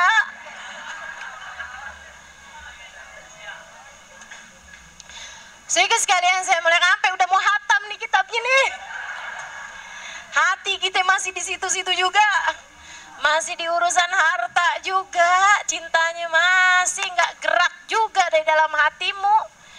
Nih kayaknya Imamul Haddad nih mesti ngajarin apa lagi nih. Ya Allah, ya Allah. Zaman itu teman-teman, itu nggak semua orang lewat ngambil. Sangat sedikit yang ngambil. Jadi orang lewat gitu, silakan, yang tertarik silakan, orang lihat gitu. Masuk aja gitu. Kecuali yang dia ngerasa perlu gitu. Itu pun ngambilnya yang kayaknya satu aja deh gitu. Kayaknya masih banyak yang lebih perlu dari saya. Ngambil deh satu aja. Memang miskin banget, keluarganya banyak, ada yang ngambil dua gitu.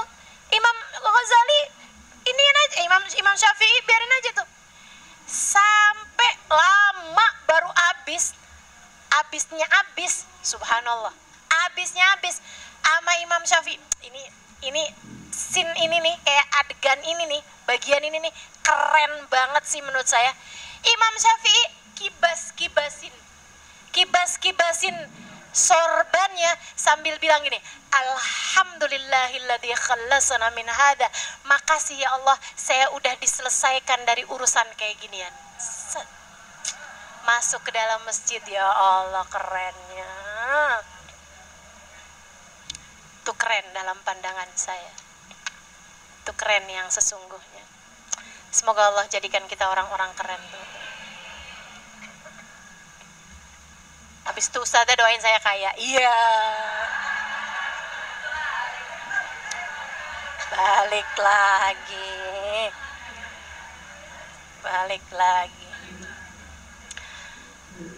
Faman ishtadda hirsuhu anil jahi wal mal talabal manzila wa ta'atim fi qulubin nas faqad ta'arrada bidzalika li afatin katsira. Siapa yang gede cintanya terhadap harta, terhadap jabatan, talabil manzilah, ibu-ibu teman-teman saya sekalian ya, terhadap jabatan nih kan. Cuma kita lihat aja tuh. Ini dalam hari-hari ini aja kita dibuat sumpek setengah mati nih. Apalagi ntar hari-hari ke depan. Kita lihat pohon-pohonan menjadi penuh dengan wajah-wajah orang. Dengan bahasa yang macem-macem. Kepengen daerahmu bahagia? Pilihlah saya. Kok bisa gitu? Bahagia warganya dari mana tuh? Udahlah ya. Udah aja gitu. Bahasanya apa sih yang kira-kira nggak bohong gitu? Kalau bikin kalimat-kalimat itu pemilu, nggak usah kita pikirin lah ya.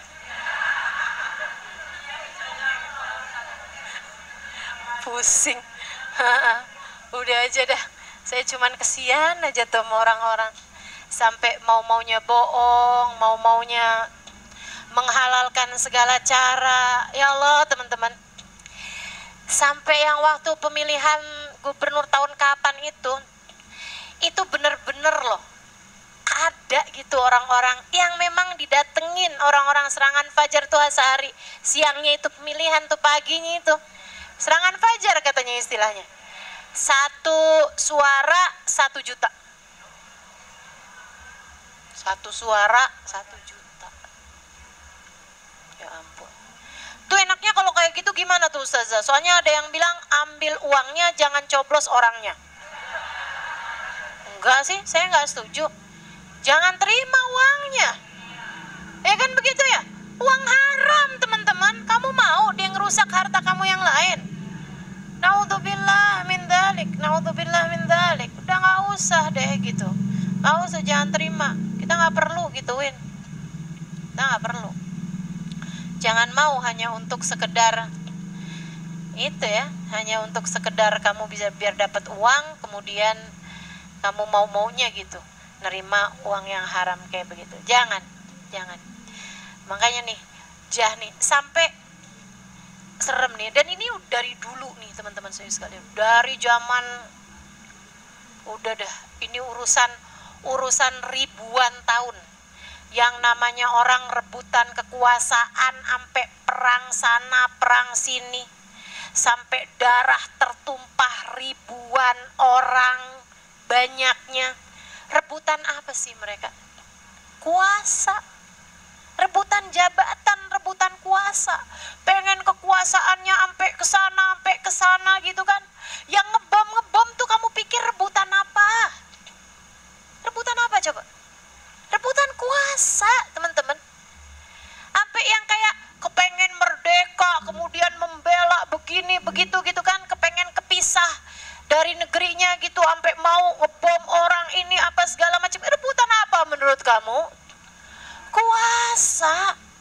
Kuasa yang diperebutkan sampai nyawa jadi nggak ada harganya. Bahkan kayak sesuatu hal yang kita nggak mau percaya, tapi memang faktanya ada. Pemilihan kapan tahu itu, sampai penjaga ininya banyak yang meninggal dunia. Betul apa enggak? Ya ampun, kayak nggak percaya gitu. Sampai bisa-bisanya. Artinya diapain tuh? Dibunuh dengan cara apa saya nggak ngerti juga gitu. Sampai bisa tuh nyawa jadi taruhannya. Kayak apa dosanya? Ngeri banget teman-teman, ngeri banget. Dah, main aman aja hidup dunia ini. Main aman aja. Sesuatu hal yang sampai dianggap dari dosa, dianggap sebagai perjuangan. Jadi kayak rancu, mana perjuangan, mana kezoliman. Iya kan? Kan bahasanya berjuang. Padahal kan kezoliman. Sampai berapa banyak orang mati teman-teman saudara sekalian. Sampai suap-suapan uang segala macam yang haram-haram semuanya jadi halal. Mereka anggap sebagai halal gitu. Tertarik kamu untuk ada di dalamnya? Wah, saya mah enggak dah. Apalagi kalau kita ingat besok lusa kita bisa mati. Udah, nggak usah.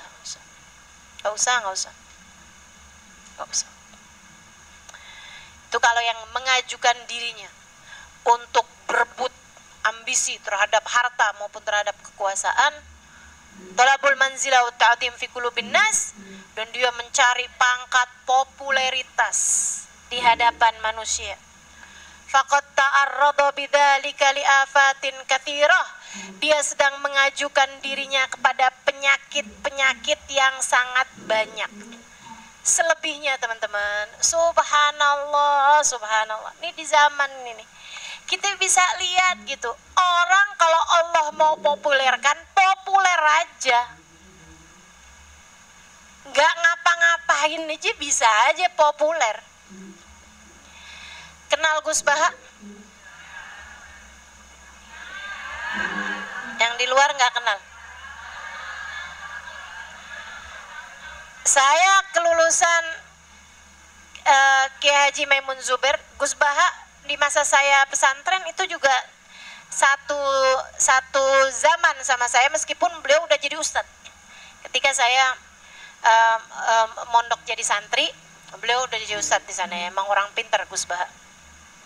Sehingga sekalian saya muliakan, itu sampai sekarang beliau tuh cuman pegangnya handphonenya itu handphone jadul yang nggak bisa buat WhatsApp, bisanya cuman buat telepon sama SMS. Tapi kalau kamu buka di Google, kamu ketik Gus, keluar langsung pilihan pertama Baha, gitu. Saya nggak tahu tuh duluan Gus Dur atau duluan Gus Baha sebagai pencarian nomor 1 di mesin Google atau di mesin YouTube gitu. Jadi sekalian, Allah jadikan populer. Padahal loh, ceramahnya aja pakai bahasa Jawa. Yang kadang-kadang tuh sama orangnya biar orang Indonesia pada ngerti, yang bukan orang Jawa, sampai dikasih translate. Sampai saya pikir baru ada Gus Baha nih, yang sampai bahasa Jawa perlu ditranslate dengan bahasa Indonesia, luar biasa. Allah kalau mau populerkan, populer aja teman-teman. Betul nggak? Betul nggak? Yang kagak ada mukanya aja bisa populer.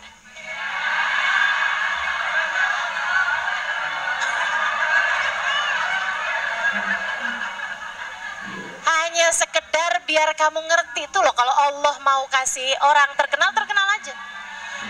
Dulu tuh lagi awal-awal saya ngajar di Jakarta, ketika ada beberapa orang gitu dari pihak-pihak yang ada di bidang itu ngelihat Ustazah nih ilmunya banyak loh, Ustazah nih ini ya Ustazah ya, Ustazah nih menguasai banyak bidang ilmu. Ustazah ngajar tafsir bisa, ngajar hadis bisa, ngajar ini bisa, misalnya gitu ya.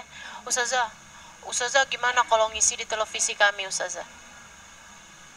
Ada banyak stasiun televisi yang menawari saya. Bahkan sebelum saya maksudnya ya, sebelum saya seperti sekarang gitu ya, sebelum banyak orang kenal, sebelum banyak orang kenal. Saudara sekalian saya muliakan, dan semuanya saya tolak. Kenapa? Saya perempuan.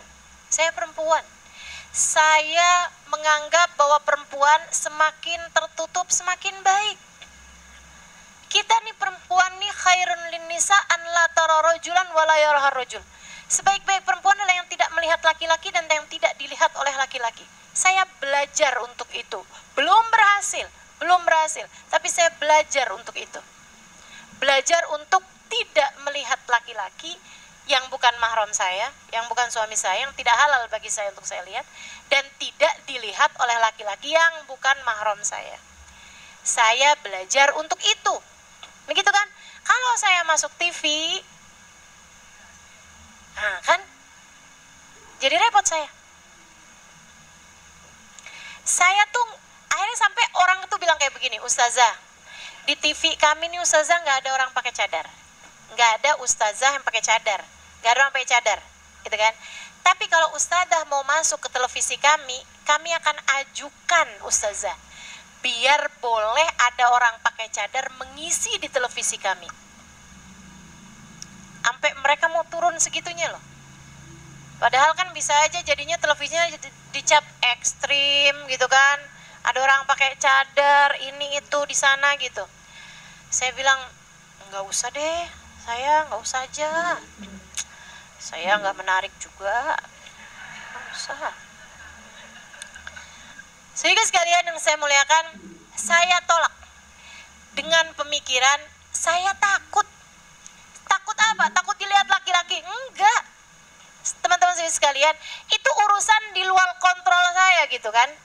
Akan tetapi yang saya takutkan adalah lebih daripada hal itu saya takut juga gitu ya. Tapi yang lebih saya takutkan adalah saya takut sama diri saya sendiri. Ketika saya nanti masuk televisi walaupun pakai cadar nih, artinya kan saya dilihat sama semua orang, laki-laki dan perempuan. Iya kan ya? Saya takutnya tuh nanti saya akan peduli mata saya ini udah bagus belum nih? Baju saya ini udah rapi belum nih? Gitu kan? Saya akan yang kayak duduk saya nih, saya kelihatan langsing apa enggak ya kalau duduk kayak gitu? Badan saya kelihatannya kayak gimana ya? Saya tidak merasa aman dari saya memiliki rasa seperti itu. Saya memutuskan untuk nggak usah, saya mendingan dilihat sama cewek-cewek aja dah. Ya kan? Kan aman nih. Ibu-ibu kan kalau ngelihat saya kan, saya nggak peduli ibu-ibu mau ngelihat saya kayak gendutan apa enggak.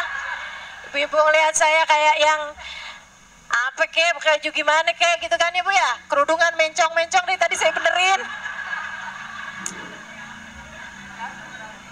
Aduh, udah dah Bu, udah. Harap palun aja. Pokoknya waktu saya masuk sih rapi.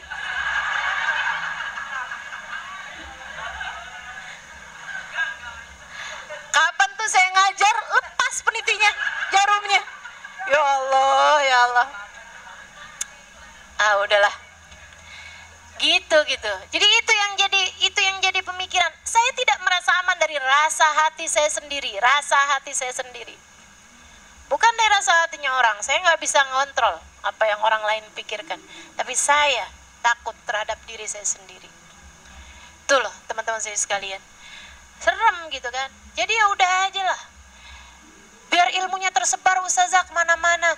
Survei membuktikan. 15 tahun kemudian, teman-teman, Masya Allah, nggak pakai muka saya ada di mana-mana, nggak pakai melanggar aturan Allah Subhanahu Wa Taala. Yang di Papua dengerin saya, yang di Pembuang Hulu di tengah hutan dengerin saya, yang di Malaysia, di Singapura, di Hong Kong, ini sekarang nih, yang dengerin saya tuh dari negara mana-mana. Masya Allah, luar biasa benar. Allah kalau mau, ya kan? Allah kalau mau, teman-teman. Kalau Allah mau, kamu pengen apa? Pengen ilmu saya manfaat ya Allah. Pengen ada banyak muslimah-muslimah di seluruh dunia mengenalmu ya Allah, mengenal Rasulmu ya Allah dari lisan saya. Pengen ada orang-orang di mana-mana tempat mereka dengar betapa sangat mulianya mereka, karena mereka adalah hamba Allah, karena mereka adalah umat Rasulullah. Saya kepengen perempuan-perempuan yang lagi sedih di rumahnya, yang lagi sedih karena merasa ditinggalkan sama suaminya naksir janda belakang rumah, misalnya gitu.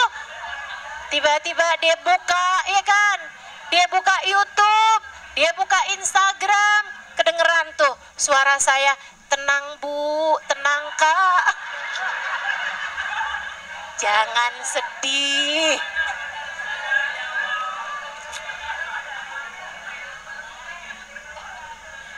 Jangan sedih, selagi Allah mencintaimu, selagi Rasulullah menyayangimu, selagi kamu dalam jalan Allah, selagi kamu dalam cinta kepada Rasulullah, maka ditinggalkan siapapun tak berpengaruh bagimu.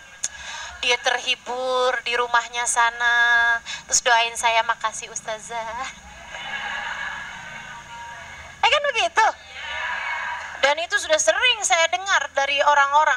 Saudaraku sekalian, ada seorang ibu, seorang perempuan bercerita sama saya, Ustazah, saya melahirkan anak saya dan kemudian anak saya bermasalah. Anak saya di inkubator ustazah, saya sendiri juga bermasalah, badan saya juga sakit, saya ada di satu ruangan, anak saya entah di ruangan mana. Saya dari sejak melahirkan dia ustazah dengan disesar, saya belum melihat mukanya ustazah seminggu penuh. Ya Allah ustazah, rasanya kiamat, rasanya kesedihan yang luar biasa. Ustazah, hari-hari itu saya hanya ditemanin suara ustazah, yang setiap kali saya dengarkan tuh, saya rasanya kayak lagi dipuk-puk sama ustazah, kayak lagi dibilangin yang sabar, tenang, tenang, Allah bersama denganmu, tenang, tenang, Allah bersama denganmu. Kita nggak tahu, itu yang saya harapkan, bukan popularitas. Itu yang saya harapkan, agar suara saya didengar oleh muslimah manapun, agar apa yang saya sampaikan sampai di hati orang-orang sebanyak mungkin. Saudaraku sekalian yang saya muliakan, dan itu tanpa harus melanggar aturan Allah. Luar biasa, maha baiknya Allah, bukan? Jadi nggak usah minta hal-hal yang kayak beginian nih. Ya Allah, jadikanlah saya menjadi orang yang dicintai oleh semua manusia, ya Allah. Nggak perlu tuh yang kayak begitu-begituan. Kalau Allah mau tuh ngasih, Allah akan letakkan kemanfaatan sesuai dengan keperluan. Kan gitu ya? Nah tuh, nah sekarang tinggal bagaimana kamu dah menjadi orang yang berada di jalan Allah Subhanahu wa taala. Berpalingkah kamu ketika ada orang yang menyanjungmu? Hati kamu gimana ketika ada orang-orang yang memuliakan kamu gitu? Gimana dirimu dengan pandangan-pandangan orang gitu? Iya kan ya? Misalnya gitu, kalau saya dibilangin itu ustazah ada yang benci sama ustazah, oh wajar. Saya aja kalau ketemu sama saya belum tentu saya suka. Wajar, oh berarti saya manusia. Teman-teman sekalian saya muliakan, Nabi Muhammad loh, manusia sesuci itu, manusia sempurna itu. Ada yang benci apa enggak? Banyak. Sampai zaman sekarang. Bahkan bukan hanya dari kalangan non-muslim, bukan hanya dari kalangan kafir. Yang muslim, yang akunya paling Islam gak suka sama Nabi Muhammad banyak. Yang segala-gala tentang Nabi Muhammad dia gak suka. Sholawatan gak suka, maulidan gak suka, ziarah sama Nabi bid'ah. Apaannya gak suka, apaannya suka cinta sama Nabi Muhammad. Gak cinta sama Nabi Muhammad namanya, bukan? Saudaraku sekalian, orang merayakan maulid Nabi, hari kelahirannya Nabi, mereka bilang bid'ah. Mereka gak suka, mereka pengen, mereka menganggap yang merayakan maulidnya Nabi bakalan masuk neraka. Ini kan aneh nih. Mengagungkan hari kelahiran manusia paling mulia, kok katanya masuk neraka? Ente kok bisa gak cinta sama Nabi gitu? Dia bilang, oh kami cinta sama Nabi. Cinta dari mananya? Kami datang kepada Nabi Muhammad dan kamu bilang Nabi Muhammad telah mati. Kami bersolawat kepada Nabi Muhammad dan kalian bilang bahwa itu adalah melanggar syariat agama. Kami berkumpul untuk mengingat-ingat baginda kami Nabi Muhammad, untuk bersolawat salam kepadanya. Dan kamu bilang itu adalah sesuatu hal yang bisa membawa kami kepada neraka. Dan kalian mengaku cinta kepada Nabi Muhammad. Cinta di mananya? Cinta di mananya? Bukankah cinta artinya adalah mencintai apapun yang berkaitan dengan yang dicinta? Saudariku sekalian yang saya muliakan, Nabi Muhammad sampai zaman sekarang banyak yang benci Nabi. Sampai zaman sekarang sudah 1400 tahun yang silam. Masya Allah. Jadi kalau ada orang benci sama kita, ya wajar banget. Wajar banget. Kamu kalau ketemu sama kamu belum tentu cinta. Betul?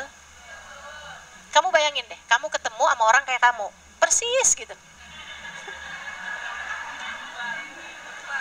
Kira-kira kamu cinta apa sebel sama dia? Tuh. Makanya ada orang bilang gitu, ustazah ada orang sebel mau ustazah gitu. Wajar. Saya aja kalau ketemu sama saya bisa jadi sebel saya. Jadi sangat mungkin. Iya ampun. Mali-mali terus. Dadah. Wa ta'zim fi qulubin nas. Faqad ta'arada bidzalika li afatin katsira kal kibir Orang tuh kalau terlalu cinta sama dirinya sendiri, cinta sama harta, cinta sama jabatan, cinta sama keinginan dianggap besar, cinta sama, ya itu dia menganggap besar followers, dia menganggap besar orang-orang yang semakin banyak kenal sama dia gitu ya. Dia orang populer, dia orang terkenal, dia orang selebritis gitu. Jadi sekalian saya melihatkan itu dia tuh kayak memungkinkan dirinya, kayak ta'arud, mengajukan dirinya untuk kena berbagai macam penyakit. Penyakitnya tuh apa? Sombong. Kayak orang jatuh di got loh. Kalau misalnya nggak mungkin kan, saya mau jatuh di got tapi saya tetap bersih. Ya ada ceritanya. Kamu jatuh di got, ya berarti kamu ta'arud. Kamu mengajukan diri untuk kotor, untuk bau, untuk kena najis, kan begitu. Demikian pula dengan orang yang cinta harta, cinta jabatan, cinta popularitas, cinta nama baik, harga diri di hadapan manusia gitu. Saya ingat ucapan Sayyidil Habib Umar bin Hafid. Ada hadisnya Nabi Muhammad, sungguhnya harga diri seorang muslim ada pada bangunnya di waktu malam. Kata Habib Umar bin Hafid, jangan merasa punya harga diri kalau kamu bahkan tidak bangun di waktu malam.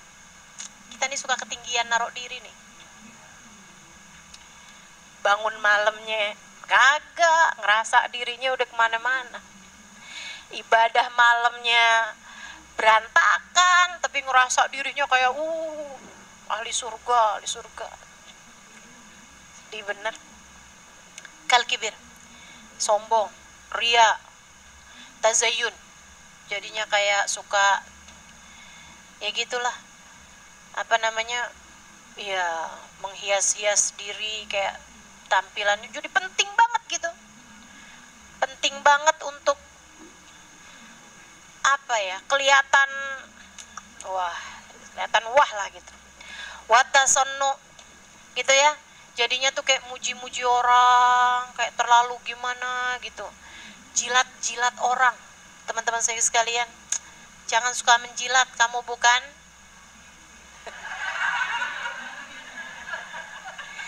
watarkit tawabu. Nah itu benar tuh bahasanya, cari muka. Tasono itu cari muka. Watarkit tawabu, akhirnya kamu jadi nggak tawadu. Lupa kalau kamu itu hamba yang nilainya hamba ada pada penilaian Allah Tuhannya. Kita hamba, nilai kita ada pada penilaian Allah Tuhan kita, teman-teman.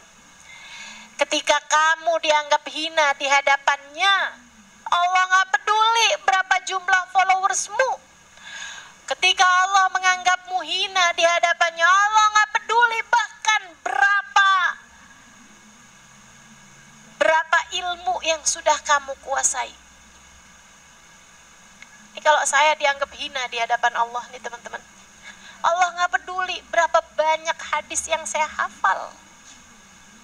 Allah gak peduli berapa banyak kisah yang dimuat oleh memori saya. Berapa banyak hal yang sudah saya lakukan. Allah kalau benci-benci aja. Dan itu serem sih. Serem. Makanya kalau teman-teman tanya sama saya, Ustazah, kita kalau mau doain Ustazah tuh doain apa? Doain saya biar disayang sama Allah. Doain saya biar disayang sama Allah. Udah, titik itu aja udah. Saya memintamu untuk itu, mendoakan saya. Doakan saya biar jadi orang yang disayang sama Allah Subhanahu wa taala.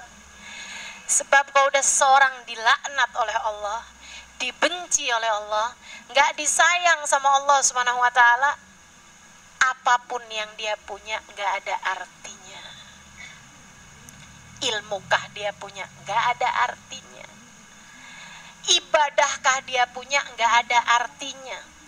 Apalagi harta yang dia punya, apalagi jabatan yang dia punya, apalagi cinta manusia yang berhasil dia raih. Gak ada artinya apa-apa teman-teman, gak ada artinya apa-apa.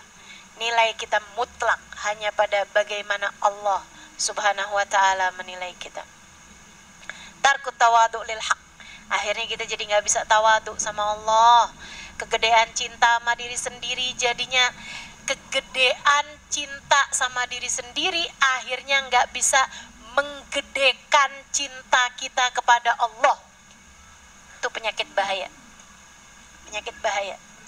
Jangan sampai kita kegedean cinta sama diri kita sendiri sampai akhirnya jadi tidak bisa membesarkan cinta Allah Subhanahu wa taala dalam hati kita. Lil haq wa ahli. Kita akhirnya jadi nggak gampang bisa hormat sama orang. Kalau kegedean hormat sama diri sendiri, jadi kurang bisa hormat sama orang lain. Betul nggak? Kalau hadir di majelis rasanya harus duduk di depan. Siapa kamu? Siapa kamu? Kalau kamu emang datangnya belakangan, ya duduk di belakang. Ya kan begitu? Hati-hati, hati-hati. Ngerasa kayak yang saya itu harusnya begini, karena saya itu nilainya begini. Itu bahaya banget, bahaya banget. Saya takut sama hal-hal yang seperti itu. Mudah-mudahan Allah selamatkan kita semua, insya Allah. Allah selamatkan kita semua. Habib Umar tuh udah jadi Habib nih sekarang, udah jadi orang nomor 1, teman-teman saya sekalian. Udah jadi orang-orang yang sangat dimuliakan gitu kan. Itu Habib Umar tuh lagi maksudnya beliau udah jaya ya, udah punya Darul Mustafa, udah punya Darul Zahra, udah dimuliain orang di mana-mana. Itu lagi masa hidupnya Habib Hasan kan, saya selama di sana kan Habib Hasan masih hidup tuh. Itu Habib Umar kalau ada waktu gitu bisa hadir majelisnya Habib Hasan, datang ke masjid Jami, duduk di mana aja softnya berakhir. Jadi itu di Tarim sana itu sangat mungkin ada seorang santri dari Darul Mustafa atau dari pondok mana gitu, dari Rubat, atau dia belajar gitu di Darul Mustafa di Tarim gitu. Dia hadir majelisnya Habib Hasan, dia duduk, tahu-tahu pas dia noleh sebelahnya Habib Umar. Biasa aja, nggak ngerasa apa-apa. Masya Allah, Masya Allah. Dan kalau beliau lagi banyak tamu, orang-orang pembesar-pembesar gitu kan, orang tua-tua gitu, Habib Umar persilahkan gitu. Saya pernah lihat tuh fotonya tuh. Saya lihat Habib Umar gitu kan, silakan gitu. Beliau persilahkan orang-orang tua-tua duduk-duduk di depan, beliau duduk di belakangnya pintu. Biasa aja. Masya Allah, Masya Allah. Itu ya, orang-orang dengan kelas berlian yang menyangka dirinya debu belaka. Kita nih kadang suka kebalikan. Kita takut sejatinya kita di hadapan Allah debu, akan tetapi kita ngelihat diri kita kayak berlian.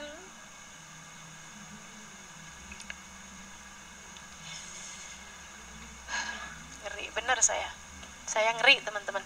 Doakan biar bisa selamat, amin. Tarkit tawadhu lil haqqi wa ahlih, karahiyatul humul. Jadinya senangnya kayak dikenal gitu. Ila ghairi dzalika minal baliyat, dan juga penyakit-penyakit lainnya. Oh, banyak banget deh. Mudah-mudahan Allah terhindarkan kita dari semua penyakit-penyakit ini insyaallah. Amin ya rabbal alamin.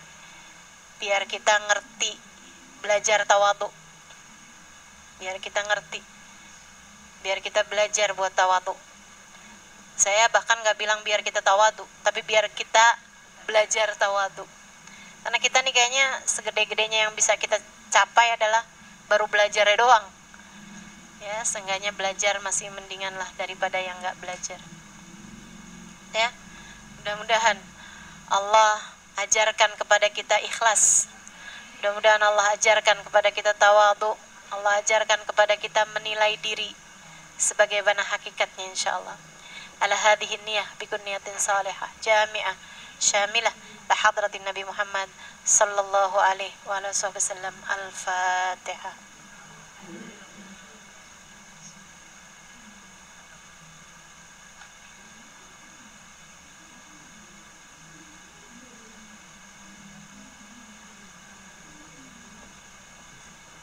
Saya mau langsung jalan, ada tamu. Bilangin Kak Gina. Ya, kita akan tutup majelis kita dengan baca doa akhir majelis bersama-sama. Namun sebelumnya saya minta disiapkan jalan.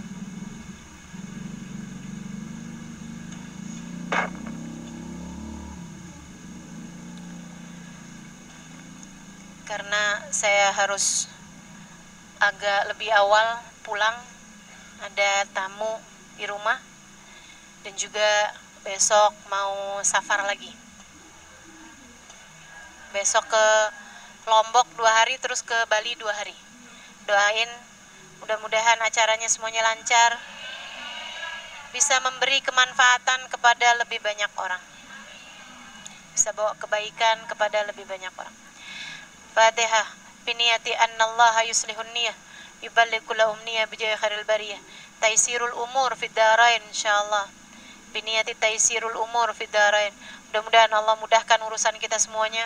Allah kabulkan hajat-hajat kita semuanya. Yang sakit-sakit biar pada sehat, yang lagi sulit semoga Allah berikan kemudahan, dan yang sedang sempit semoga Allah Subhanahu wa taala berikan kelapangan.